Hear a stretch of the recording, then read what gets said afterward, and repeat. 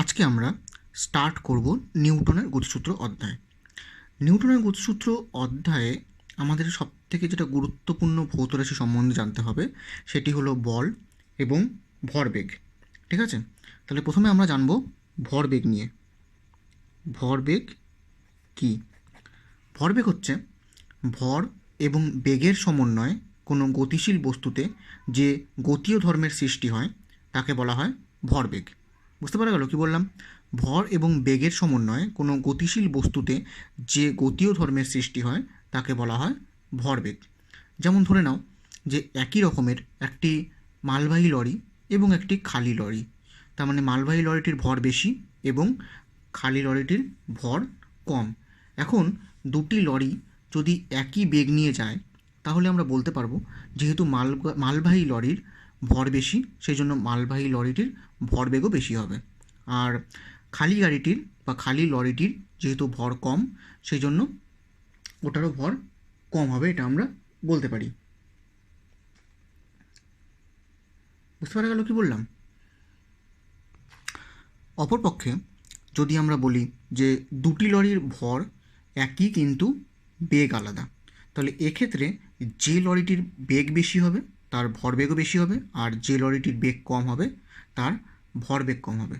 সুতরাং আমরা বলতে পারি যে একটি নির্দিষ্ট পরিমাণ বল প্রয়োগের ফলে কোনো বস্তু থামতে কত সময় নেবে তা শুধুমাত্র তার প্রাথমিক বেগের উপর নির্ভর করে না, তা নির্ভর করে তার বেগ এবং ভরের অর্জিত ধর্মের উপর।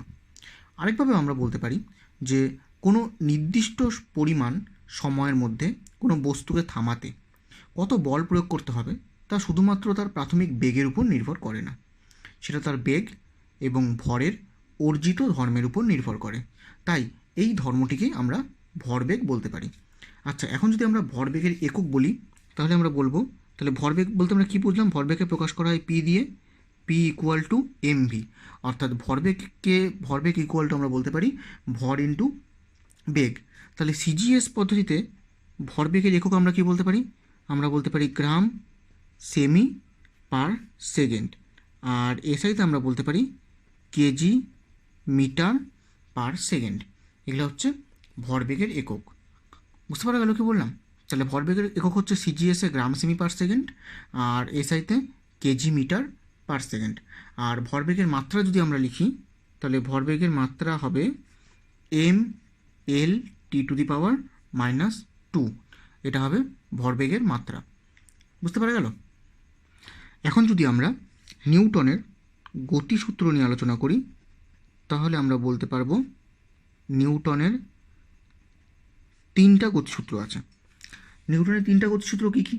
প্রথম সূত্রের মধ্যে আমরা বলতে পারি যে বাইরে থেকে নেট বল প্রযুক্ত না হলে স্থির বস্তু চিরকাল স্থির থাকবে এবং সচল বস্তু চিরকাল সমবেগে চলতে থাকবে, অর্থাৎ বস্তুটির কোনো ত্বরণ সৃষ্টি হবে না। এটা হচ্ছে প্রথম সূত্র।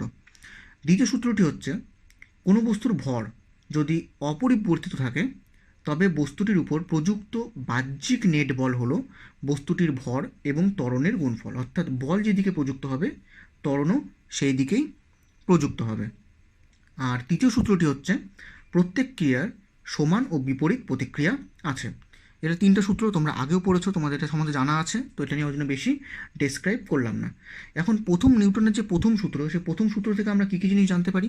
নিউটনের প্রথম সূত্র থেকে আমরা জানতে পারি পদার্থের জাড্য সম্বন্ধে আর বলের সংজ্ঞা। নিউটনের প্রথম সূত্র থেকে আমরা জানতে পারি পদার্থের জাড্য এবং বলের সংজ্ঞা। আচ্ছা, জাড্য কী জিনিস? জাড্য হচ্ছে পদার্থের যে ধর্মের জন্য স্থির বা গতিশীল অবস্থায় থাকা কোনো বস্তু তার ওই স্থির বা গতিশীল অবস্থা বজায় রাখার চেষ্টা করে তাকে বলা হয়, বা সেই ধর্মকে বলা হয় জাড্য। বুঝতে পারা গেল কি বললাম? তাহলে জাড্য কাকে বলে? পদার্থের যে ধর্মের জন্য স্থির বা গতিশীল অবস্থায় থাকা কোনো বস্তু তার ওই স্থির বা গতিশীল অবস্থা বজায় রাখার চেষ্টা করে সেই ধর্মকে বলা হয় জাড্য। জাড্য আমরা জানি দুই প্রকার, একটা হচ্ছে স্থিতিজাড্য আর একটা হচ্ছে গতিজাড্য। একটা হলো স্থিতিজাড্য আর একটা হলো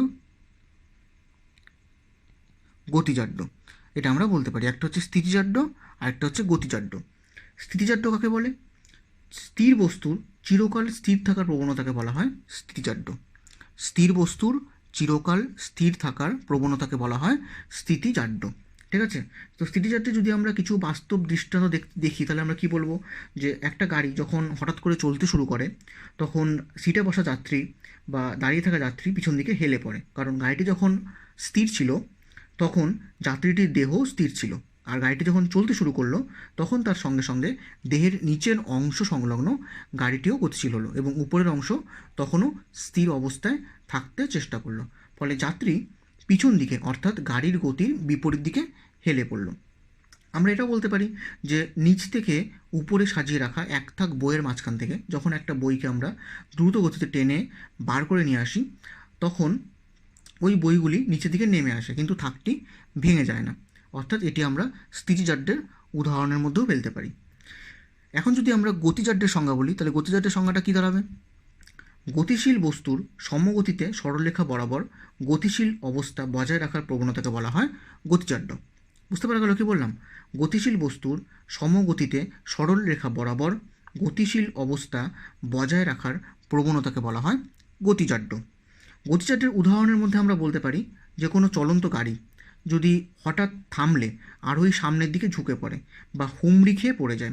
গাড়ি যখন চলমান ছিল তখন গাড়ির সঙ্গে আরোহীর সম্পূর্ণ দেহই গতিশীল ছিল, অর্থাৎ গাড়িটি থামার সঙ্গে সঙ্গে আরোহীর দেহ নিচের অংশটি স্থির অবস্থায় আসে, কিন্তু গতিজাড্যের জন্য দেহের উপরের অংশটি এগিয়ে যেতে চায়, ফলে আরোহী সামনের দিকে হুমড়ি খেয়ে পড়ে। একইভাবে আমরা এরকম গতিজাড্যের আরও অনেক উদাহরণ আমরা পেতে পারি। তোমরা বইতে দেখবে, তোমাদের বইতে আরও অনেক উদাহরণ দেওয়া আছে এবং প্রত্যেকটা উদাহরণ ভালো করে ক্লিয়ারলি পড়বে। ঠিক আছে? আচ্ছা, এখন আমরা আসি বলের ধারণাতে।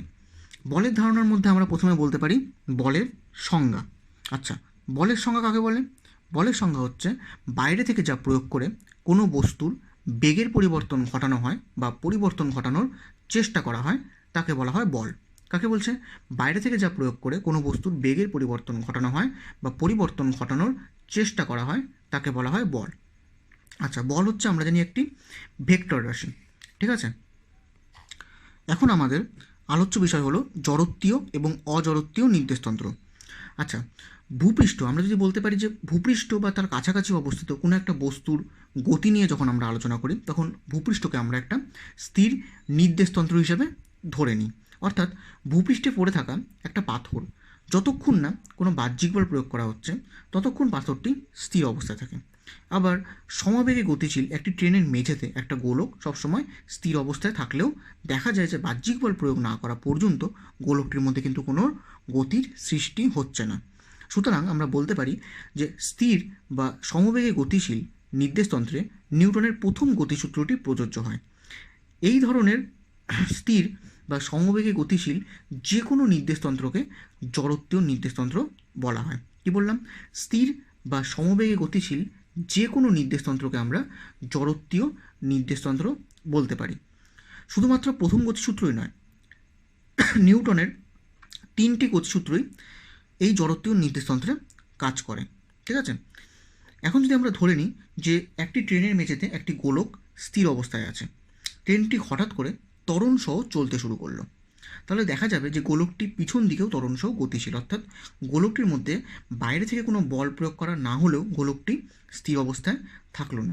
তার মানে আমরা বলতে পারি যে গোলকটির মধ্যে একটা বল কাজ করছে, যে বলের অস্তিত্ব আমরা জানতে পারিনি। এই ধরনের বলকে আমরা বলে থাকি অলিক বল। অর্থাৎ ত্বরণ সহ ট্রেনের মধ্যে নিউটনের প্রথম গতিসূত্রটি কিন্তু কাজ করলো না। এই ধরনের ত্বরণ সহ গতিশীল যে কোনো নির্দেশতন্ত্রকেই অজড়ত্বীয় নির্দেশতন্ত্র বলা হয়। অর্থাৎ অজড়ত্বীয় নির্দেশতন্ত্রে নিউটনের কোনো গতিসূত্রই প্রযোজ্য নয়, এটা আমরা বলতে পারি। অর্থাৎ অজড়ত্বীয় নির্দেশতন্ত্রে বাহ্যিক কোনো বল নেই অথচ ত্বরণ সৃষ্টি হচ্ছে। এই পরিস্থিতিকে ব্যাখ্যা করা হয় এক ধরনের বলের সাহায্যে, যেই বলকে আমরা বলে থাকি অলিক বল। অর্থাৎ কোনো বাস্তব বাহ্যিক বল প্রয়োগ না করা সত্ত্বেও যেন একটি অলিক বল বস্তুর স্থির বা সমবেগে গতিশীল অবস্থার পরিবর্তন করছে।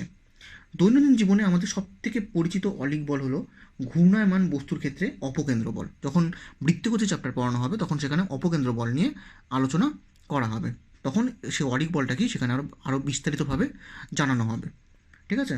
অর্থাৎ অলিক বলের গণনার ক্ষেত্রে আমাদের মনে রাখতে হবে যে অজড়ত্বীয় নির্দেশতন্ত্রে নিউটনের গতিসূত্রগুলো কিন্তু কাজ করে না। অর্থাৎ আমরা এখান থেকে বলতে পারি যে সমস্ত নির্দেশতন্ত্র স্থির বা সমবেগে গতিশীল সেই সমস্ত নির্দেশতন্ত্রকে আমরা বলতে পারি জড়ত্বীয় নির্দেশতন্ত্র, যেখানে নিউটনের 3টা গতিসূত্রই কাজ করে।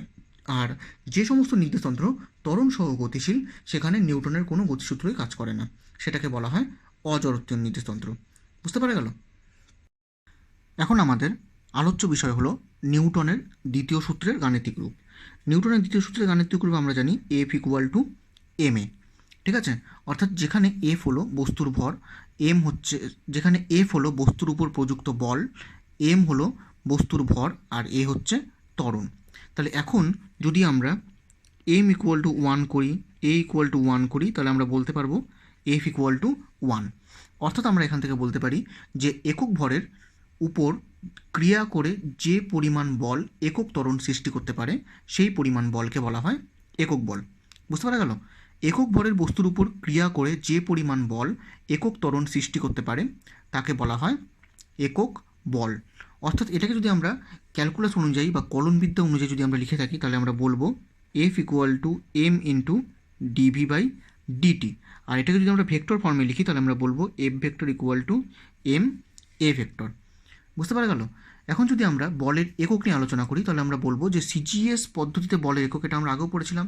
আমরা জানি যে সিজিএস পদ্ধতিতে বলের একক হলো ডাইন, আর এসআই পদ্ধতিতে বলের একক হলো নিউটন।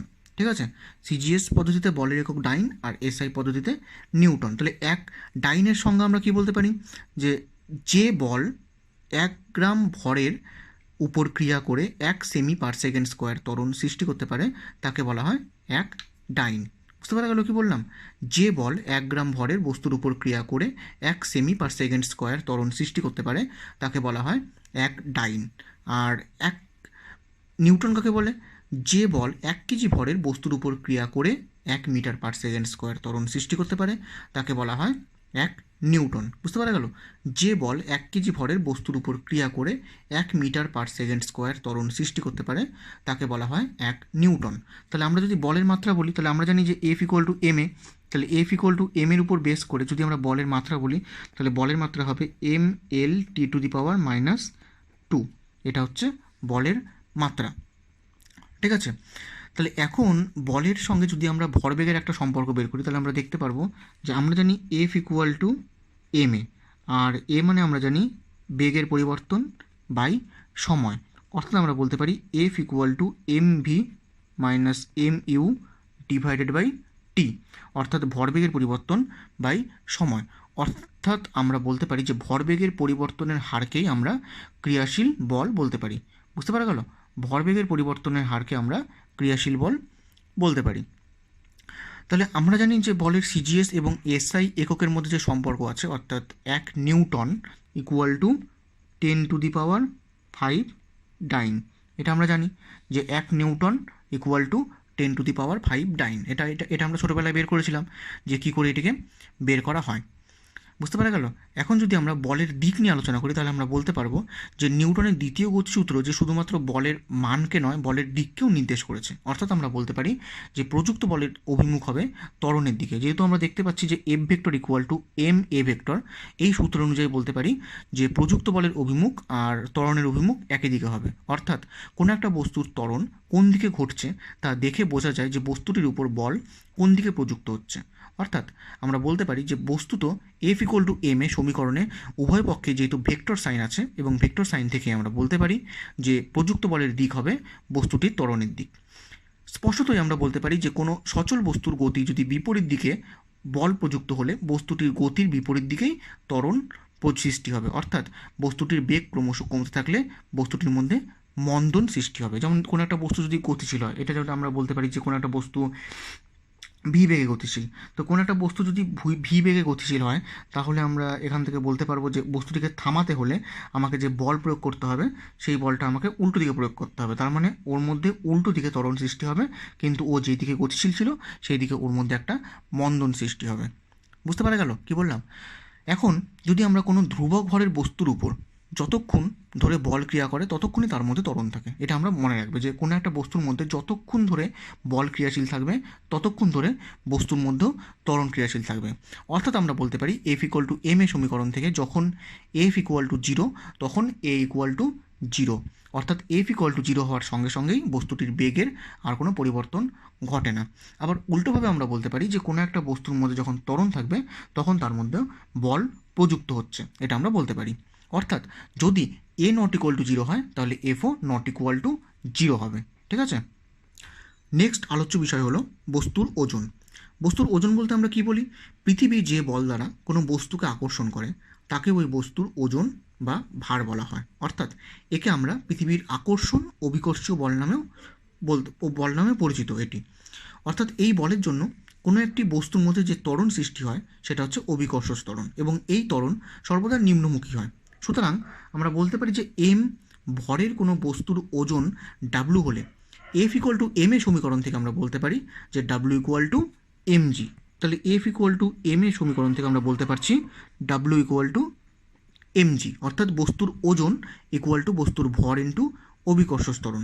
এখন যেহেতু আমরা জানি যে পৃথিবীর বিভিন্ন জায়গায় অভিকর্ষ ত্বরণের মান বিভিন্ন হয়, ওই জন্য পৃথিবীর বিভিন্ন জায়গায় ওজনটাও বিভিন্ন রকম হবে। যেমন মেরু অঞ্চলে ওজন শূন্য, নিরক্ষ অঞ্চলে ওজন বেশি, মেরু অঞ্চলে কম, এরকম করে এটা আমরা বলতে পারি। ঠিক আছে, সেটা ডিপেন্ড করছে যে কোথায়, যেখানে জি এর মান বেশি হবে সেখানে অভিকর্ষ ত্বরণের মান বেশি, যেখানে জি এর মান বেশি হবে সেখানে বস্তুর ওজন বেশি হবে, আর যেখানে জি এর মান কম হবে সেখানে বস্তুর ওজন কম হবে।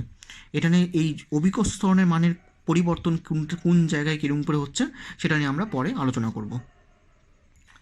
আমাদের নেক্সট আলোচ্য বিষয় হলো জড় ভর। ঠিক আছে, জড় ভর নিয়ে আমরা আলোচনা করব। আচ্ছা, জড় ভর কি? যে একটা ছোট কাঠের টুকরো নেওয়া হলো আর একটা বড় লোহার টুকরো নেওয়া হলো, দুটোকে আমরা মেঝের উপর স্থির অবস্থায় বসিয়ে রাখলাম। এখন আমাদের অভিজ্ঞতা অনুযায়ী আমরা জানি যে একই পরিমাণ বল যদি ওই দুটি টুকরোর উপর প্রয়োগ করা হয় তাহলে কাঠের টুকরোর মধ্যে বেশি ত্বরণ সৃষ্টি হবে। আবার আমরা যদি ঘুরিয়েও বলতে পারি যে একই ত্বরণ উৎপন্ন করতে হলে লোহার টুকরোটির উপর বেশি পরিমাণ বল প্রয়োগ করতে হবে।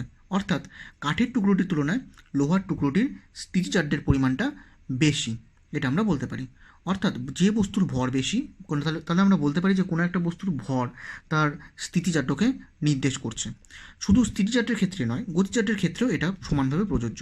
অর্থাৎ সমবেগে গতিশীল একটি সাইকেল এবং একটি লরিকে যদি একই দূরত্বের মধ্যে থামাতে হয়, অর্থাৎ উভয় ক্ষেত্রে একই মন্দন উৎপন্ন করতে হয়, তাহলে লরির উপর অনেক বেশি পরিমাণে বল প্রয়োগ করতে হবে।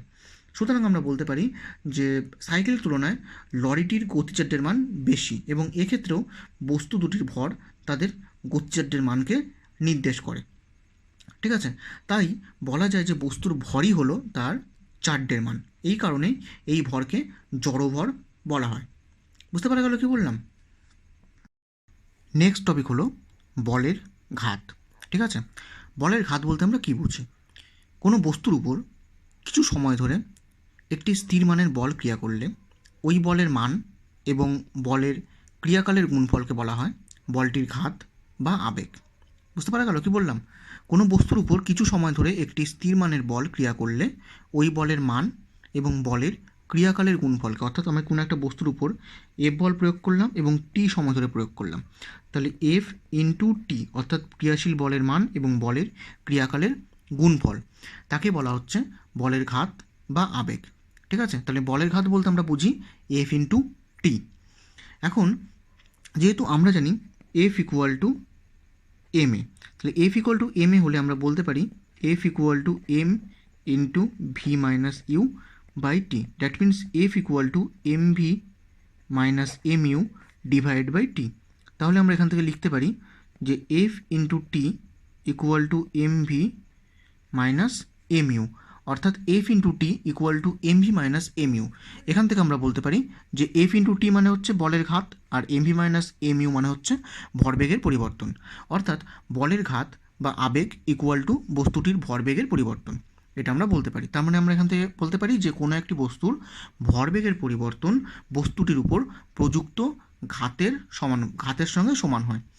আচ্ছা, যেহেতু বল হচ্ছে একটি ভেক্টর রাশি, সেই জন্য বলের ঘাতও হলো একটি ভেক্টর রাশি। তার মানে বলের ঘাতের যদি আমরা মাত্রাটাকে এককটাকে দেখি তাহলে আমরা বলতে পারবো সিজিএস পদ্ধতিতে বলের ঘাতের একক হবে ডাইন ইন্টু সেকেন্ড, আর এসআই পদ্ধতিতে বলের ঘাতের একক হবে নিউটন ইন্টু সেকেন্ড। ঠিক আছে, তাহলে সিজিএস পদ্ধতিতে বলের ঘাতের একক হবে ডাইন ইন্টু সেকেন্ড, আর এসআই পদ্ধতিতে বলের ঘাতের একক হবে নিউটন ইন্টু সেকেন্ড। তাহলে বলের ঘাত বলতে আমরা দেখলাম যে এফ ইন্টু টি, তাহলে বলের ঘাত যদি এফ ইন্টু টি হয় তাহলে বলের ঘাতের মাত্রা কত হবে? M L T two the পাওয়ার -1, এটা আমরা বলের ঘাতের মাত্রা বলতে পারি। আচ্ছা, এখন যদি পরিবর্তনশীল বলের ঘাতের উপর যদি কিছু জিজ্ঞাসা করে তাহলে আমরা কি বলবো? যে কোনো বস্তুর উপর কিছু সময় ধরে কোনো পরিবর্তনশীল বল ক্রিয়া করছে।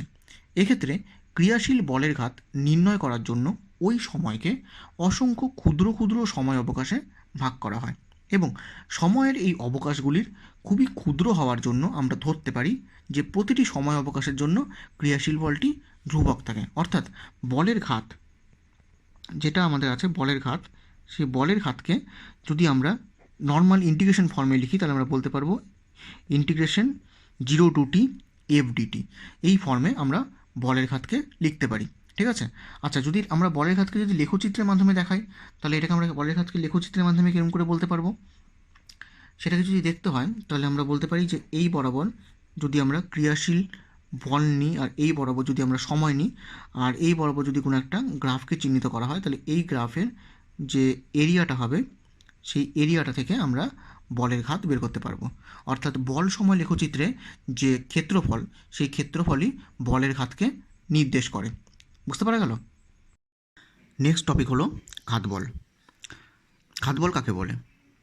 একটি বৃহৎ মানের বল খুব অল্প সময় ধরে কোনো বস্তুর উপর ক্রিয়া করলে ওই বলকে বলা হয় ঘাত বল। বুঝতে পারা গেল যে একটা বৃহৎ মানের বল যখন কোনো একটা বস্তুর উপর খুবই অল্প সময় ধরে কাজ করবে তখন তাকে বলা হবে ঘাত বল। আচ্ছা, ঘাত বলের কয়েকটি বাস্তব দৃষ্টান্ত কী কী আমরা দেখতে পারি? যেমন একটা পেরেককে যখন একটা হাতুড়ি দিয়ে যখন আঘাত করা হয়, একটা পেরেককে যখন একটা হাতুড়ি দিয়ে আঘাত করা হয় তখন প্রযুক্ত বল খুব বেশি হলেও তা ক্ষণস্থায়ী হয়।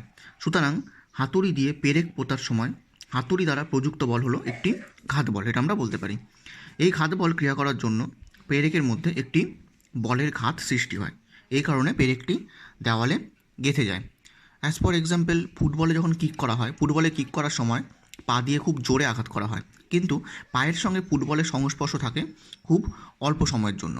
এক্ষেত্রে পা ঘাত বল প্রয়োগ করে তার সামনে, তার ফলে কী হয়, ফুটবলের মধ্যে একটি বলের ঘাতের সৃষ্টি হয়। একইভাবে ক্যারাম খেলায় স্ট্রাইকারের উপর যখন খেলোয়াড় একটা ঘাত বল প্রয়োগ করেন তখন স্ট্রাইকারটির খুঁটির উপর প্রয়োগ করে আরেকটি ঘাত বল। সুতরাং প্রথমে স্ট্রাইকারটির মধ্যে একটি ঘাত বল সৃষ্টি হয় এবং পরে স্ট্রাইকার ঘুঁটির উপর ঘাত বল প্রয়োগ করে ঘুঁটিতে বলের ঘাত সৃষ্টি করে। কোনো লোক যদি কিছুর উপর থেকে ভূপৃষ্ঠে লাফিয়ে পড়ে তবে ভূপৃষ্ঠ লোকটির উপর একটি ঘাত বল প্রয়োগ করে। এই কারণ বলের প্রভাবে লোকটিতে একটি বলের ঘাত সৃষ্টি হয় এবং লোকটি অতি অল্প সময়ে স্থির অবস্থায় আসে। বুঝতে পারা গেল? তাহলে এখন যদি আমরা বলের ঘাত আর ঘাত বলের মধ্যে পার্থক্য নির্ধারণ করি তাহলে আমরা কী কী পাবো? তাহলে আমরা যদি এখন দেখি যে বলের ঘাত আর ঘাত বলের মধ্যে পার্থক্য, তাহলে বলের ঘাত আর ঘাত বলের মধ্যে পার্থক্য কী হবে? যে ঘাত বল হলো একটি ক্ষণস্থায়ী বৃহৎ মানের বল, কিন্তু বলের ঘাত হলো বল ও বলের ক্রিয়াকালের গুণফল, অর্থাৎ এফ ইন্টু টি। সুতরাং আমরা বলতে পারি যে দুটি হচ্ছে পৃথক ভৌত রাশি। ঘাত বলের একক এবং বলের একক হলো একই, অপরদিকে বলের ঘাত ও ভরবেগের একক হচ্ছে অভিন্ন। তাহলে আমরা বলতে পারি যে ঘাত বলের মাত্রা ml টি টু দি পাওয়ার -2, অর্থাৎ বলের মাত্রা, কিন্তু বলের ঘাতের মাত্রা হলো ml টি টু দি পাওয়ার -1। 3 নম্বর আমরা যেটা বলতে পারি, ঘাত বল ঘাতের সৃষ্টি করে। ঘাত বল যত বেশি হবে বলের ঘাতও তত বেশি হবে। সুতরাং বলা যেতে পারে যে ঘাত বল হলো কারণ আর বলের ঘাত হলো তার ফল। 4 নম্বর আমরা যদি বলতে পারি তাহলে সেটি হবে যে ঘাত বলের ক্রিয়ায় কোনো বস্তুতে অল্প সময়ের জন্য বৃহৎ ত্বরণ লাভ করে, অপরদিকে বলের ঘাতের প্রভাবে কোনো বস্তুর ভরবেগের পরিবর্তন ঘটে। বুঝতে পারা গেল? নেক্সট আলোচ্য বিষয় হলো নিউটনের তৃতীয় গতিসূত্র। নিউটনের তৃতীয় গতিসূত্রটা আমরা জানি যে প্রত্যেক ক্রিয়ার সমান ও বিপরীত প্রতিক্রিয়া আছে, এটা আমরা জানি। তাহলে এই যে ক্রিয়া প্রতিক্রিয়াগুলো হয় সেই ক্রিয়া প্রতিক্রিয়াগুলো বিভিন্নভাবে কাজ করতে পারে, যেমন ঘাতের মাধ্যমে কাজ করতে পারে, টানের মাধ্যমে কাজ করতে পারে, ধাক্কার মাধ্যমে কাজ করতে পারে, সংঘর্ষের মাধ্যমে কাজ করতে পারে, আকর্ষণ, বিকর্ষণ, ঘর্ষণ, এগুলো প্রত্যেকটি ক্ষেত্রের মাধ্যমেই নিউটনের তৃতীয় গতিসূত্র কাজ করতে পারে। আচ্ছা, বল দুই রকমের হয়, একটা হচ্ছে স্পর্শজনিত বল, আরেকটা হচ্ছে ক্ষেত্রজনিত বল। ঠিক আছে, একটা হচ্ছে স্পর্শজনিত বল, আরেকটা হচ্ছে ক্ষেত্রজনিত বল। স্পর্শজনিত বল কাকে বলে? দুটি বস্তু পরস্পরের সংস্পর্শে এলে ঘাত, টান, ধাক্কা, সংঘাত, ঘর্ষণ ইত্যাদি বলগুলি ক্রিয়াশীল হতে পারে, এগুলিকে বলা হচ্ছে স্পর্শজনিত বল। অপরদিকে দুটি বস্তু পরস্পরের সংস্পর্শে না এলেও আকর্ষণ বা বিকর্ষণ বলগুলি ক্রিয়া করে, এগুলি হলো ক্ষেত্রজনিত বল। যেমন একটা চুম্বককে কোনো একটা স্থানে রেখে দিলে তার সব দিকে একটি বল ক্ষেত্র উৎপন্ন হয়, এই বল ক্ষেত্রে লোহার টুকরো রাখা মাত্র আকর্ষণ করে। ঠিক আছে, কারণ এটাকে আমরা ক্ষেত্রজনিত বল বলতে পারি। এবার হলো নিউটনের তৃতীয় গতিসূত্রের কিছু বাস্তব দৃষ্টান্ত। যেমন বন্দুক থেকে গুলি ছোড়া হলে গুলি ও বন্দুকের উপর পিছন দিক থেকে একটি প্রতিক্রিয়ার সৃষ্টি করে, ফলে বন্দুকধারী পিছন দিকে একটি ধাক্কা অনুভব করে। অর্থাৎ গুলিটি যদি ক্রিয়া করে তাহলে বন্দুকটির উপর তার প্রতিক্রিয়া সৃষ্টি হয়, ফলে বন্দুকটি পিছনের দিকে সরে যায়। এটা যেমন একটা বাস্তব উদাহরণের মধ্যে আমরা বলতে পারি। 2 নম্বর আমরা যেটা বলতে পারি সেটা হচ্ছে যে একজন আরোহী নৌকা থেকে লাফিয়ে নামলে নৌকাটি একটু পিছনের দিকে সরে যায়, এক্ষেত্রে আরোহী নৌকার উপর ক্রিয়া করছে এবং তার প্রতিক্রিয়া স্বরূপ নৌকাটি পিছনের দিকে সরে যাচ্ছে। একইভাবে যে একটি হাওয়াই বাজিতে যখন আগুন ধরানো হয় তখন উৎপন্ন গ্যাস নিচের ছিদ্র দিয়ে তীব্র বেগে বেরিয়ে যায়, এর ফলে কী হবে, তখন তার ঊর্ধ্বমুখী প্রতিক্রিয়ার জন্য বাজিটি উপরের দিকে গতিশীল হয়। তারপরে আমরা আরেকটা ক্ষেত্র দেখতে পারি যে বাগানে জল দেওয়ার সময় এক ধরনের চক্রাকার চাকা আমরা ব্যবহার করে থাকি। চাকাটা দেখতে অনেকটা এরকম হয়, এখান থেকে এরকম থাকে, এখান থেকে এরকম থাকে, এখান থেকে এরকম থাকে এবং এখান থেকে এরকম থাকে, এরকম করে প্রত্যেকটা দিয়ে জল নির্গত হয়। এবং জল নির্গত হলে কী হবে, চাকাটা ঘুরতে থাকে এবং চাকাটা অনেকটা এই রাউন্ডে ঘুরে, যখন এই রাউন্ডে ঘুরে তখন চাকাটার মধ্যে একটা প্রতিক্রিয়া সৃষ্টি হয় এবং এখান থেকে জল যে বেরোচ্ছে, জল বেরোনোর সঙ্গে সঙ্গে কী হবে, জলের মধ্যে একটা জল ক্রিয়া করছে, তার প্রতিক্রিয়া স্বরূপ চাকাটি ঘুরতে থাকে এবং চাকাটি ঘুরতে থাকার ফলে কী হয়, বাগানের সমস্ত বাগানই জলে ভর্তি হতে পারে। বুঝতে পারা গেল? এখন যেটা কোশ্চেন সেটা হচ্ছে ক্রিয়া প্রতিক্রিয়া পরস্পরকে প্রতিমিত করে না কেন? কারণ ক্রিয়া প্রতিক্রিয়া পরস্পরকে প্রতিমিত করে না এই কারণের জন্য, কারণ দুটি বস্তুর উপস্থিতি ছাড়া ক্রিয়া প্রতিক্রিয়ার অস্তিত্ব থাকে না। প্রথম বস্তুটি দ্বারা দ্বিতীয় বস্তুটির উপর প্রযুক্ত বল ক্রিয়া করা হলে প্রতিক্রিয়াটি হলো দ্বিতীয় বস্তুটি দ্বারা প্রথমটির উপর প্রযুক্ত বল। অর্থাৎ ক্রিয়া ও প্রতিক্রিয়া সমান ও বিপরীতমুখী হলেও কখনোই একযোগে এক বস্তুর উপর প্রযুক্ত হতে পারে না। অর্থাৎ আমরা বলতে পারি যে ক্রিয়া প্রতিক্রিয়া বল দুটির লব্ধি কখনোই শূন্য হতে পারে না, ওই জন্য এদের দ্বারা সাম্য প্রতিষ্ঠা করার কোনো প্রশ্নই ওঠে না। কারণ কোনো একটা বস্তুর উপর যদি এইদিকে একটা বল আর এইদিকে একটা বল ক্রিয়া করে এবং দুটি বলের মান যদি সমান হয় তাহলে বস্তুটার মধ্যে আমরা বলতে পারি লব্ধি বলের মান শূন্য হবে।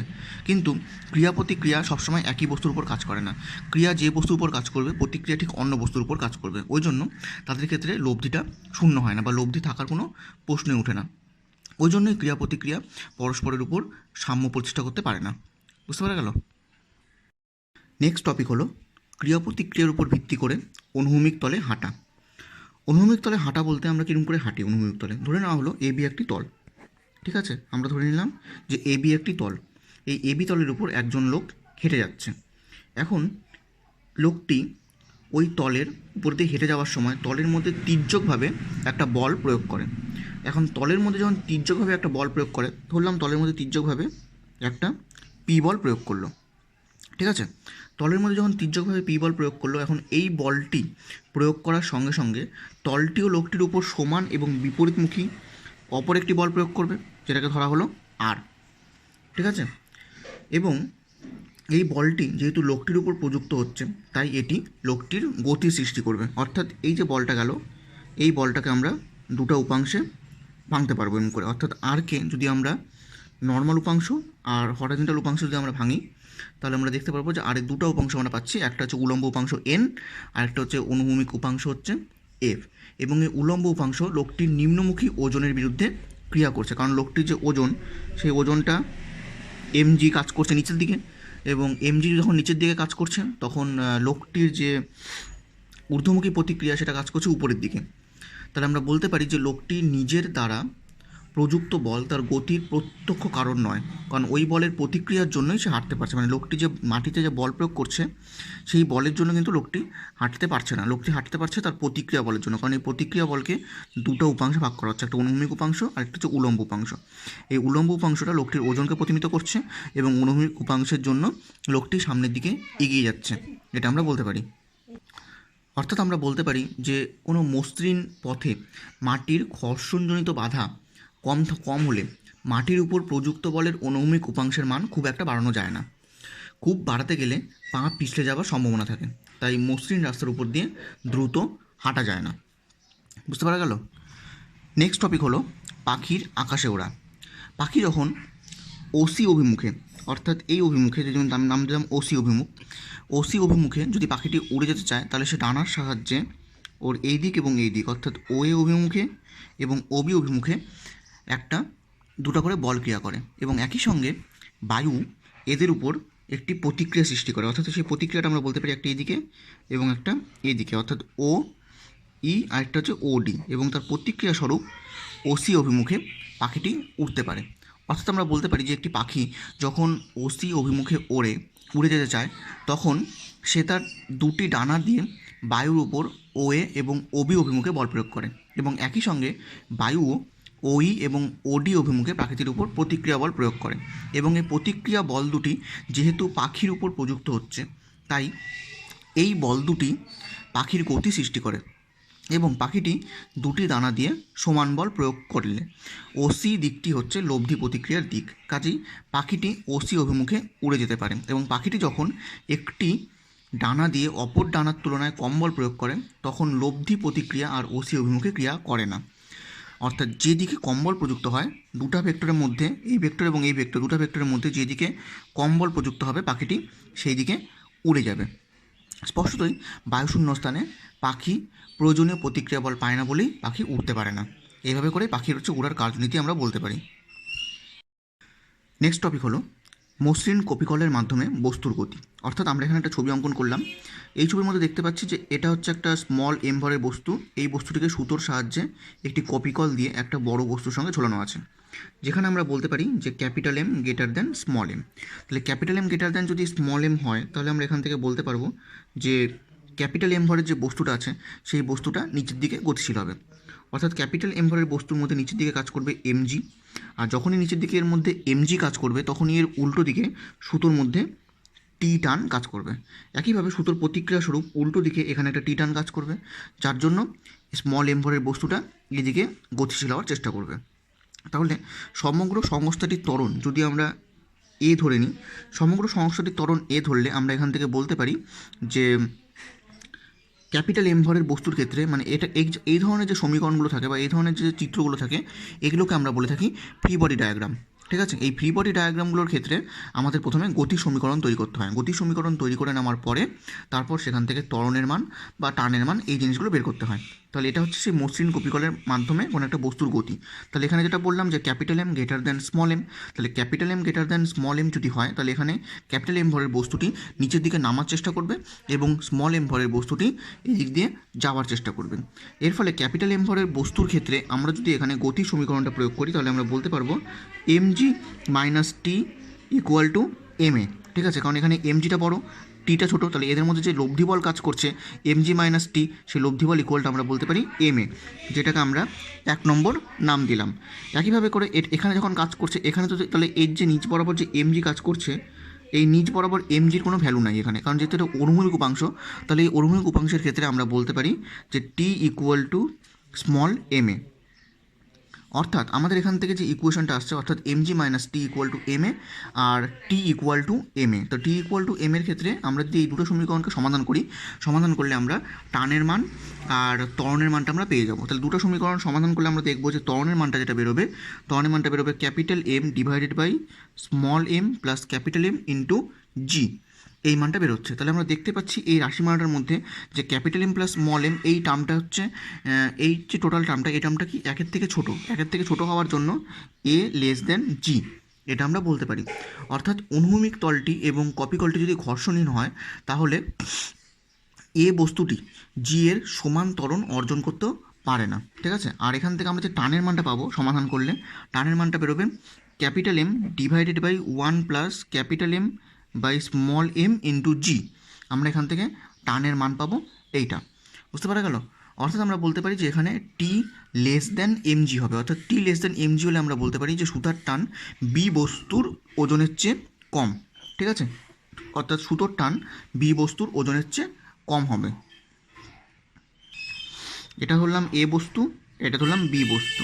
অর্থাৎ এখানে যদি আমাদের টি লেস দ্যান এমজি হচ্ছে, টি লেস দ্যান এমজি মানে আমরা বলতে পারি যে সুতোর টানটা এই যে বি বস্তুটা আছে সেই বি বস্তুটার ওজনের চেয়ে কম হবে। তাহলে এটা এখান থেকে আমরা মসৃণ কপিকলের সাহায্যে আমরা দুটোই বস্তুর মধ্যে যে ত্বরণের মান, অর্থাৎ সমগ্র সংস্থার ত্বরণ এবং তাদের সুতোর যে টান, সেই সুতোর টানের মানটা আমরা বের করতে পারছি। এই জিনিসটা ভালো করে জেনে রাখবে, কারণ এটা কোনো থিওরি প্রশ্নে তোমাদের পরীক্ষাতে দিবে না, এটা এর উপর বেস করে ম্যাথ করতে হবে, তার জন্য এটা দরকার, বুঝতে পারা গেল। এরপর যেটা টপিক হলো সেটা হচ্ছে আমাদের মসৃণ কপিকলের মাধ্যমে উলম্ব গতি। মসৃণ কপিকলের মাধ্যমে উলম্ব গতি। এখন এক্ষেত্রে আমরা দেখতে পাচ্ছি এটা হচ্ছে স্মল এম ভরের বস্তু, যেটাকে একটা সুতোর সাহায্যে মসৃণ কপিকল দিয়ে একটা ক্যাপিটাল এম ভরের বস্তুর সঙ্গে ঝোলানো আছে। অর্থাৎ আমরা এখানে বলতে পারি যে small M greater than capital M. তাহলে এই বস্তুটা কি ধীরে ধীরে নিচের দিকে নামতে শুরু করবে এবং এই বস্তুটা ধীরে ধীরে উপরের দিকে উঠতে শুরু করবে। তাহলে এই বস্তুটার ক্ষেত্রে কী কী বল কাজ করছে আমরা দেখতে পারি। এখানে কাজ করছে এমজি, এখানে কাজ করছে সুতোর টান টি, এখানে একইভাবে কাজ করছে সুতোর টান টি, আর এখানে কাজ করছে স্মল এমজি। যেহেতু এই বস্তুটি টোটাল সংস্থাটা কী হচ্ছে, তার টোটাল সংস্থার ক্ষেত্রে সমগ্র ত্বরণ আমরা বলতে পারি নিচের দিকে ক্রিয়াশীল, অর্থাৎ সেটা হচ্ছে এখানে স্মল এ। আচ্ছা, এখন যদি আমরা এখানে দেখতে পাই যে ক্যাপিটাল এম ভরের বস্তুটির ক্ষেত্রে আমরা যদি সমীকরণটা প্রকাশ করি, তাহলে আমরা এখান থেকে বলতে পারবো যে capital M G minus T equal to capital M A. আর স্মল এম ভরের বস্তুর ক্ষেত্রে আমরা বলতে পারবো T minus small M G equal to small M A, ঠিক আছে। তাহলে যেহেতু ক্যাপিটাল এম ভরের বস্তুটি নিচের দিকে নামছে আর স্মল এম ভরের বস্তুটি যেহেতু উপরের দিকে উঠছে, তাহলে ক্যাপিটাল এম ভরের বস্তুর ক্ষেত্রে ক্যাপিটাল এম জির ভ্যালুটা বেশি আর টি এর ভ্যালুটা কম, ওই জন্য এখানে capital M G minus T equal to capital M A করা হলো। একইভাবে করে স্মল এম ভরের বস্তুর ক্ষেত্রে যেহেতু টানের মানটা বেশি আর এম জির মানটা কম, ওই জন্য আমরা টান মাইনাস অর্থাৎ T minus small M G equal to আমরা এখান থেকে স্মল এম এ এটা আমরা বলতে পারি, বুঝতে পারা গেল। তাহলে এই দুটো সমীকরণকে যদি সলভ করা যায়, এটা 1 নম্বর সমীকরণ, এটা হচ্ছে 2 নম্বর সমীকরণ।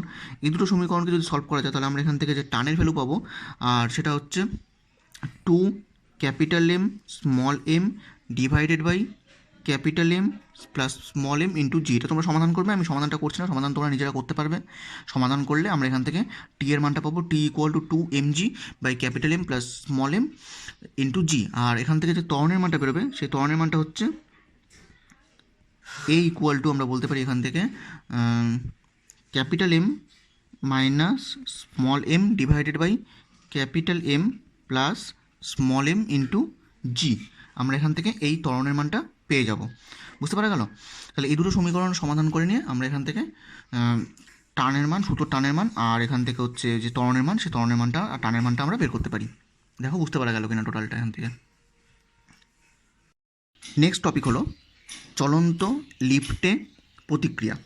আচ্ছা, চলন্ত লিফটে প্রতিক্রিয়ার ক্ষেত্রে আমরা বলতে পারি যে এম ভর সম্পূর্ণ একজন লোক যখন মেঝের উপর দাঁড়িয়ে থাকে, যেমন ধরে নাও আমি বললাম এটা একটা লিফট, ঠিক আছে, এই লিফটের উপর একজন ব্যক্তির উপরে দাঁড়িয়ে আছে, ঠিক আছে। তাহলে চলন্ত লিফটের মধ্যে যখন একজন ব্যক্তি যখন এখানে দাঁড়িয়ে থাকে, তখন সেই ব্যক্তিটার মধ্যে একটা যে ওজন এমজি, সেটা লিফটের মেঝে বরাবর নিচের দিকে কাজ করে, এটা আমরা বলতে পারি। অর্থাৎ আমরা বলতে পারি যে এম ভর সম্পন্ন একজন লোক যখন মেঝের উপর দাঁড়িয়ে থাকে, তখন তার দেহের ওজনের জন্য মেঝের উপর একটি নিম্নমুখী বল ক্রিয়া করে। একই সঙ্গে মেঝেও লোকটির উপর একটা ঊর্ধ্বমুখী প্রতিক্রিয়া বল ক্রিয়া করে, যেটাকে আমরা বলতে পারি এন, ঠিক আছে। এই বলটি যেহেতু লোকটির উপর ক্রিয়া করে, তাই এই বলটি যেহেতু লোকটির উপর ক্রিয়া করে, তাই এই বলটির জন্যই সেটা নিজের ওজন অনুভব করবে। এবং নিউটনের তৃতীয় গতিসূত্র অনুসারে আমরা বলতে পারি যে এন ইকুয়াল টু এমজি। অর্থাৎ এক্ষেত্রে লোকটির প্রকৃত ওজন এমজি এবং লোকটির অনুভূত ওজন স্মল এন কিন্তু একই, ঠিক আছে। অর্থাৎ এখন যদি আমরা বলতে পারি যে এই লম্ব বলটি না থাকলে লোকটি নিজেকে ওজন শূন্য মনে করবে, যদি লম্ব বলটি না থাকে। যেমন কিছুটা উচ্চতা থেকে লাফ দেওয়ার সময় আমরা যখন দেখি যে ভূমি স্পর্শ করার পূর্ব মুহূর্ত পর্যন্ত নিজেকে ভারশূন্য মনে হয়, কারণ তখন লম্ব বল এন অনুপস্থিত থাকে এবং ভূমি স্পর্শ করার সঙ্গে সঙ্গে ভূমির প্রতিক্রিয়ার জন্য ওজন অনুভব করা যায়। একইভাবে উলম্ব দিকে একটি চলন্ত লিফটের প্রতিক্রিয়ার জন্য বিভিন্ন ক্ষেত্রে এরকম বস্তুর ওজনের বিভিন্ন রকম পরিবর্তন আমরা দেখতে পারি। ওই জন্য এই ওজনকে আমরা বলে থাকি বস্তুর আপাত ওজন, ঠিক আছে? কারণ বস্তুর প্রকৃত ওজন বলে কিছু হয় না, আমরা যখনই কোনো একটা বস্তুর ওজন নিয়ে আলোচনা করি তখনই সেটা আপাত ওজন নিয়ে আলোচনা করি। তাহলে এই আপাত ওজনের মান কোনো কোনো ক্ষেত্রে বস্তুর প্রকৃত ওজন অর্থাৎ এমজির সঙ্গে সমান হতে পারে, আবার কোনো কোনো ক্ষেত্রে কম হতে পারে বা কোনো কোনো ক্ষেত্রে বেশিও হতে পারে। যেমন একটা লোক যদি একটা চলন্ত লিফটের মধ্যে থাকে এবং সেই লিফটটি যদি ত্বরণ নিয়ে উঠানামা করে বা সমবেগে উঠানামা করে, তাহলে সেক্ষেত্রে লোকটির ওজনের কীরকম পরিবর্তন হয় সেটাই আমরা এখানে আলোচনা করব। বুঝতে পারা গেল?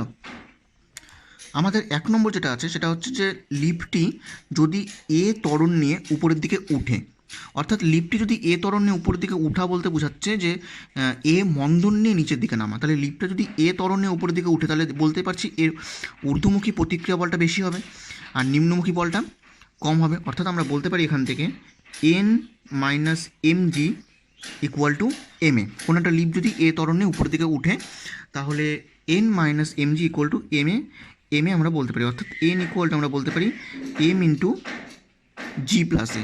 তাহলে আমরা দেখতে পাচ্ছি যে যেহেতু আপাত ওজন এনের মান এমজি অপেক্ষা বেশি, তাহলে আমরা বলতে পারি যে লোকটি নিজেকে অপেক্ষাকৃত ভারী বলে মনে করবে। বুঝতে পারা গেল? কারণ যেহেতু N minus M G equal to M A, তাহলে N minus M G equal to M A হলে এন ইকুয়াল টু আমরা বলতে পারছি M into G plus A. আর এনের মান এমজি অপেক্ষা বেশি হওয়ার জন্যই লোকটি নিজেকে অপেক্ষাকৃত ভারী বলে মনে করবে। যদি ত্বরণটি এ ত্বরণে উপর দিকে উঠে, যদি লিফটটি এ ত্বরণে উপর দিকে উঠে তাহলে আমরা এটা বলতে পারি। নেক্সট হলো লিফটটি এ ত্বরণে নিচের দিকে নামছে। তাহলে লিফটটি যদি এ ত্বরণে নিচের দিকে নামে তাহলে আমরা এখান থেকে বলতে পারবো যে এর এমজি বেশি, এন কম। তাহলে আমরা এখান থেকে বলতে পারি যে M G minus N equal to M A.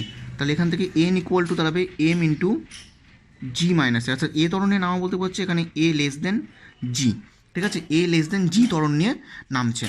তাহলে এই ত্বরণ নিয়ে যদি নামে তাহলে আমরা বলতে পারি যে এন ইকুয়াল টু হবে এম ইন্টু জি মাইনাস এ। তাহলে এন ইকুয়াল টু যদি এম ইন্টু জি মাইনাস এ হয় তাহলে লোকটির যে আপাত ওজন সেটা এমজি অপেক্ষা কমে যাচ্ছে, আর লোকটির আপাত ওজন যেহেতু এমজি অপেক্ষা কমে যাচ্ছে তাই লোকটি নিজেকে অপেক্ষাকৃত হালকা বলে মনে করবে এক্ষেত্রে। 3 নম্বর যে কন্ডিশনটা সেটা হচ্ছে অবাধে নামছে। লিফটে যদি অবাধে নামে, অবাধে নামা বলতে বোঝাচ্ছে যে লিফটটি অভিকর্ষজ ত্বরণ নিয়ে নামছে। তাহলে অভিকর্ষজ ত্বরণ নিয়ে যদি নামে তাহলে আমরা এখান থেকে বলতে পারি যে এমজি মাইনাস এন, অর্থাৎ এমজি বড় হবে এন ছোটো হবে, MG minus N equal two MG. তাহলে এখান থেকে এমজি কেটে গেল, অর্থাৎ আমরা বলতে পারি যে এন ইকুয়াল টু জিরো। অর্থাৎ এন ইকুয়াল টু জিরো হলে লোকটির উপর কোনো লম্ব বল ক্রিয়া করছে না, আর লোকটির উপর যেহেতু কোনো লম্ব বল ক্রিয়া করছে না তাই লোকটি নিজেকে সম্পূর্ণ ভারহীন মনে করবে। এবং এই আপাত ভারহীনতা শুধু লিফটের মধ্যে লোকটির ক্ষেত্রেই নয়, যে কোনো অবাধে পতনশীল বস্তুর ক্ষেত্রেও এটা প্রযোজ্য হবে। বুঝতে পারা গেল? তারপর নেক্সট যেটা আছে সেটা হচ্ছে সমবেগে গতিশীল। তার মানে লিফটটি যদি সমবেগে ওঠানামা করে, অর্থাৎ লিফটটি সমবেগে উপরের দিকে উঠছে আবার সমবেগে নিচের দিকে নামছে, তাহলে আমরা বলতে পারি যে লিফটটি যদি সমবেগে ওঠানামা করে তাহলে সেক্ষেত্রে কি ত্বরণের মান শূন্য। ত্বরণের মান শূন্য হলে আমরা N minus M G equal two zero বলতে পারি। অর্থাৎ আমরা এক্ষেত্রে বলতে পারি যে এন ইকুয়াল টু এমজি। অর্থাৎ এন ইকুয়াল টু যদি এমজি হয় তাহলে লোকটি তার নিজের ওজনের সমান লম্ব বল ক্রিয়া করছে এবং লোকটির কোনো আপাত ওজনের কোনো হ্রাস বা বৃদ্ধি ঘটছে না। লোকটির ওজনে যেহেতু আপাত কোনো হ্রাস বা বৃদ্ধি ঘটছে না তাহলে আমরা বলতে পারি যে স্থির অবস্থায় মাটিতে লোকটি যে ওজন অনুভব করছে লিফটের মধ্যেও লোকটি ঠিক সেই ওজনই অনুভব করবে। অর্থাৎ লোকটি তার নিজের, অর্থাৎ লিফটটি যদি সমবেগে ওঠানামা করে তাহলে লোকটি তার নিজের প্রকৃত ওজনই অনুভব করবে। নেক্সট লিফটটি এ গ্রেটার দেন জি ত্বরণ নিয়ে নামছে।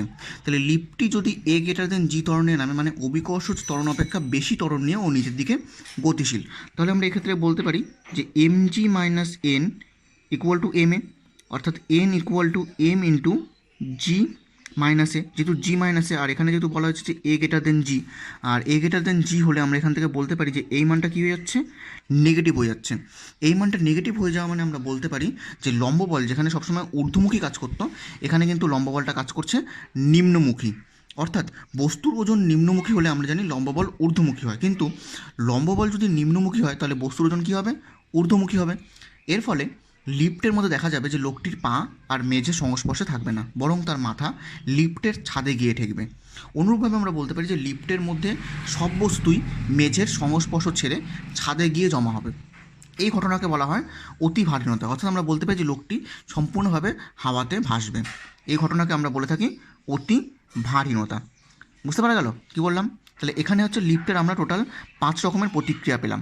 যে একটা হচ্ছে প্রথম পেলাম হচ্ছে ত্বরণ নিয়ে উঠছে লিফটটি, কারণ 1 নম্বর আমরা যেটা পেলাম যে লিফটটি ত্বরণ নিয়ে উঠছে, 2 নম্বর আমরা পেলাম লিফটটি ত্বরণ নিয়ে নামছে, 3 নম্বর অবাধে পতনশীল, 4 নম্বর সমবেগে যদি উঠানামা করে, আর 5 নম্বর যদি জি অপেক্ষা বেশি ত্বরণ নিয়ে যদি নিচের দিকে নামে। তাহলে এরকম 5টা কন্ডিশনের ক্ষেত্রে 5 রকমের আমরা প্রতিক্রিয়া পেয়ে যাই একটা চলন্ত লিফটের ক্ষেত্রে। বুঝতে পারা গেল? নেক্সট টপিক হলো রৈখিক ভরবেগের সংরক্ষণ সূত্র। রৈখিক ভরবেগের সংরক্ষণ সূত্রের ক্ষেত্রে আমরা বলতে পারি যে নিউটনের দ্বিতীয় গতিসূত্র অনুসারে কোনো বস্তুর ভরবেগের পরিবর্তনের হার বস্তুর উপর প্রযুক্ত বলের সমানুপাতিক।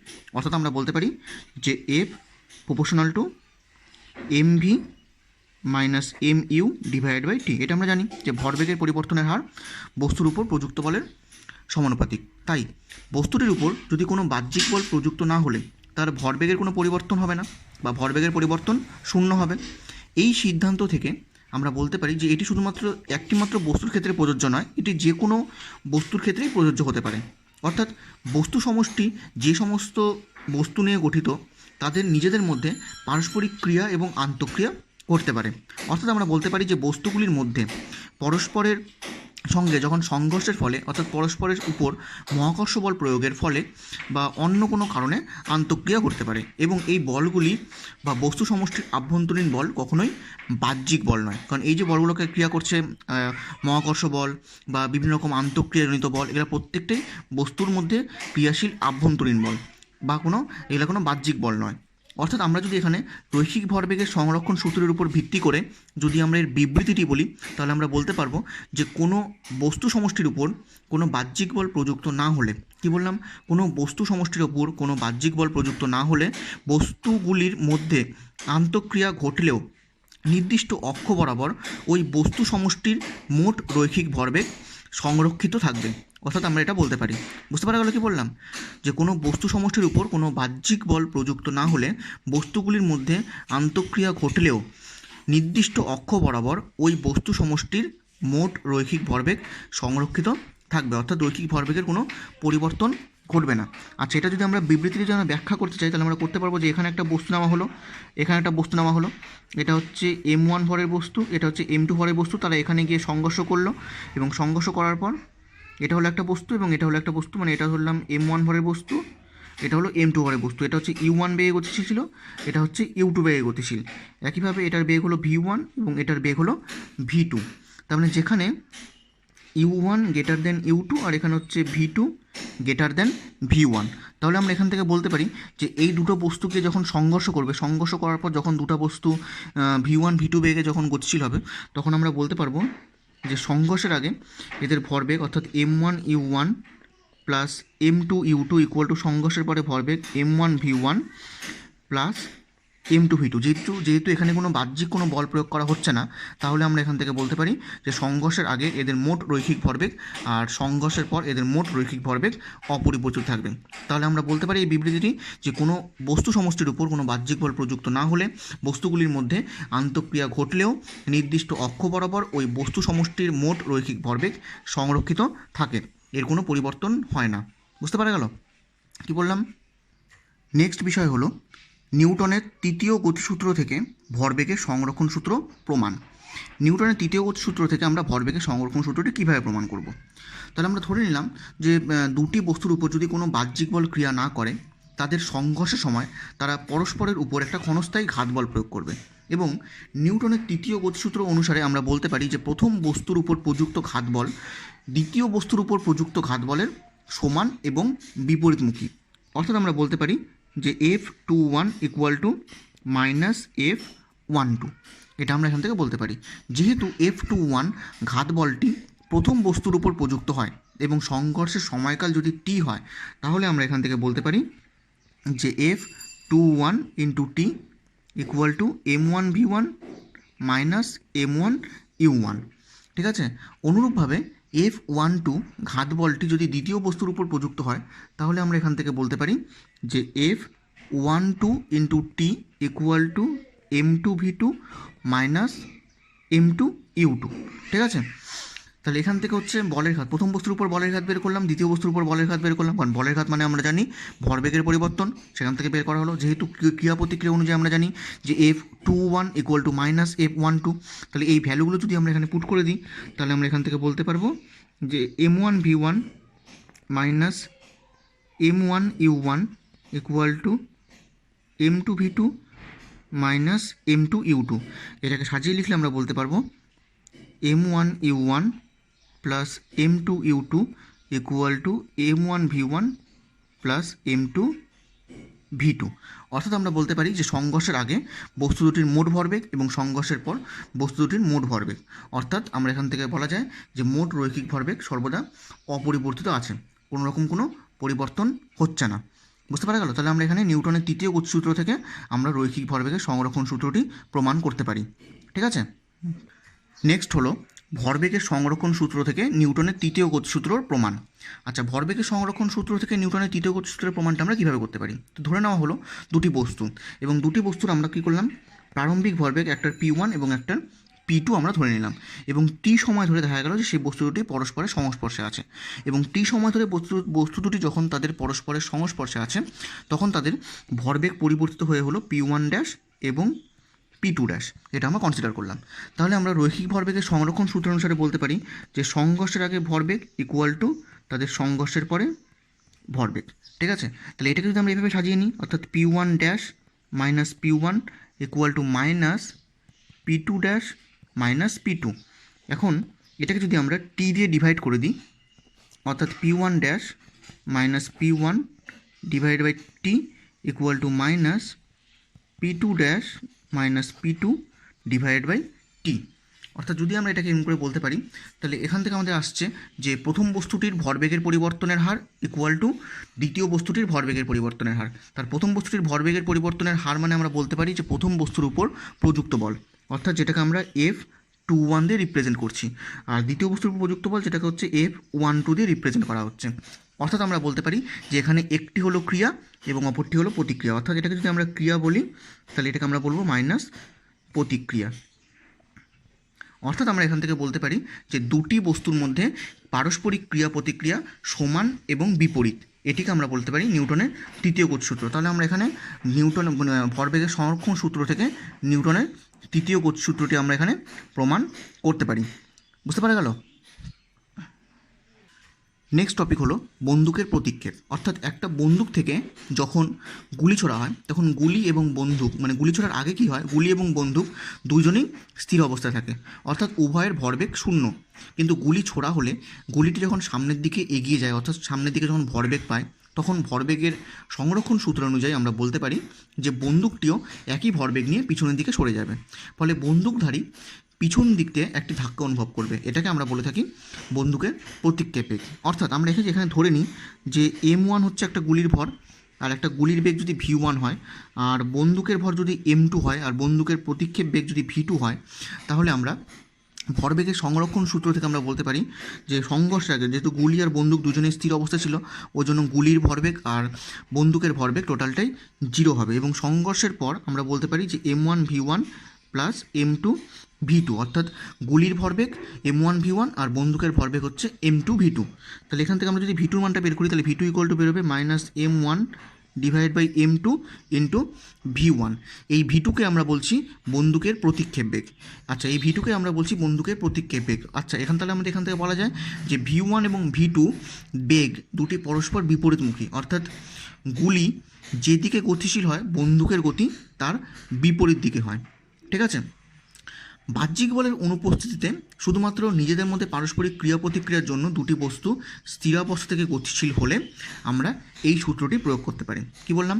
বাহ্যিক বলের অনুপস্থিতিতে শুধুমাত্র নিজেদের পারস্পরিক ক্রিয়া প্রতিক্রিয়ায় দুটি বস্তু স্থিরাবস্থা থেকে যদি গতিশীল হয় তাহলে আমরা বন্দুকের প্রতিক্ষেপ বেগের এই ফর্মুলাটা আমরা ইউজ করতে পারি। যেমন নৌকা থেকে আরোই লাফ দিয়ে নামা, বিস্ফোরণের ফলে কোনো বস্তুর টুকরো টুকরো হয়ে যাওয়া, তেজস্ক্রিয় পরমাণুর নিউক্লিয়াস থেকে আলফা কণার নির্গমন, এই সমস্ত জাতীয় ঘটনার ক্ষেত্রে আমরা এটাকে প্রয়োগ করে থাকি। এগুলো তোমরা পরে রৈখিক ভরবেগের সংরক্ষণ সূত্রের উপর ভিত্তি করে যে বিভিন্ন রকমের যে অবদানগুলো আছে সেটা তোমরা পরে আরও ভালো করে জানতে পারবে আস্তে আস্তে। বুঝতে পারা গেল? এরপর যেটা নেক্সট টপিক সেটা হচ্ছে রকেট এবং জেট বিমানের কার্যনীতি। রকেটের কার্যনীতির ক্ষেত্রে আমরা বলতে পারি যে রকেট বা জেট বিমান যখন চালানো হয় তখন সেটা ভরবেগের সংরক্ষণ সূত্রের উপর ভিত্তি করে চালানো হয়। রকেটের মধ্যে একটা দহন প্রকোষ্ঠ থাকে এবং সেই দহন প্রকোষ্ঠ থেকে যে গ্যাস, সেই গ্যাস ছোট্ট একটা ছিদ্রের মাধ্যমে বাইরে নির্গত হয়। সেটা সেই দহন প্রকোষ্ঠের মধ্যে বিভিন্ন রকমের কঠিন এবং তরল জ্বালানি ব্যবহার করা হয় এবং দহন প্রকোষ্ঠ থেকে সৃষ্ট গ্যাস যখন প্রচণ্ড গতিতে ওই ছিদ্র দিয়ে নির্গত হয় তখন সেটা ছিদ্র দিয়ে বেরোতে থাকে। এর ফলে ভরবেগের সংরক্ষণ সূত্র অনুযায়ী নির্গত গ্যাস প্রবাহের বিপরীত দিকে যানটি চলতে থাকে, এটা আমরা বলতে পারি। বুঝতে পারা গেল কি বললাম? আর যেটা জেট বিমানের ক্ষেত্রে আমরা যেটা দেখতে পারি যে রকেটের জ্বালানি দহনের জন্য প্রয়োজনীয় জারক পদার্থ হিসেবে আমরা যেমন অক্সিজেন ব্যবহার করে থাকি, যেটা বায়ুশূন্যে পাড়ি দিতে পারে, কিন্তু জেট বিমান বায়ুহীন স্থানে চলতে পারে না। আর কারণ জেট বিমানে কোনো জারক পদার্থ ব্যবহার করা হয় না, বায়ুর অক্সিজেনকেই জারক পদার্থ হিসেবে আমরা এখানে ব্যবহার করে থাকি। জেট বিমান চালানোর সময় সামনের দিকে আসা বায়ু শোষণ করে, তারপর বায়ু সংনমন পাম্পের সাহায্যে ওই বায়ু জ্বালানি প্রকোষ্ঠে ঢুকিয়ে সেখানে উচ্চ চাপে দহন করা হয় এবং জেট বিমানের কেরোসিন জ্বালানি হিসাবে ব্যবহৃত হয় এবং রকেটের মতো একইভাবে দহন প্রকোষ্ঠে উৎপন্ন গ্যাস তীব্র বেগে ছিদ্র দিয়ে নির্গত হয় এবং বেরোনোর ফলে জেট বিমান গতিশীল হয়। মোটামুটি ভূপৃষ্ঠ থেকে প্রায় 10 থেকে 20 কিলোমিটার উচ্চতায় জেট বিমান চলাচল করতে পারে। আর আমাদের যে বিভিন্ন রকমের যে আধুনিক জেট বিমানগুলো আছে, সেই আধুনিক জেট বিমানগুলোর গতিবেগ মানে শব্দের গতিবেগ অপেক্ষা বেশি গতিবেগও তারা আকাশে চলতে পারে। তার মানে আমরা দেখতে পারি যে জেট বিমান এবং রকেটের গতিবেগের যে কার্যনীতি সেটা অনেকটা রৈখিক ভরবেগে, টোটালটাই রৈখিক ভরবেগের সংরক্ষণ নীতির উপর ভিত্তি করে কাজ করে। বুঝতে পারা গেল? তোমাদের তাহলে এখানে নিউটনের যে গতিসূত্র অধ্যায়ের সম্পূর্ণ চ্যাপ্টারটাই আমি এখানে ডিসকাস করে দিলাম। ঠিক আছে, বাকি পরবর্তী চ্যাপ্টার নিয়ে নেক্সট লেকচারে আলোচনা করা হবে।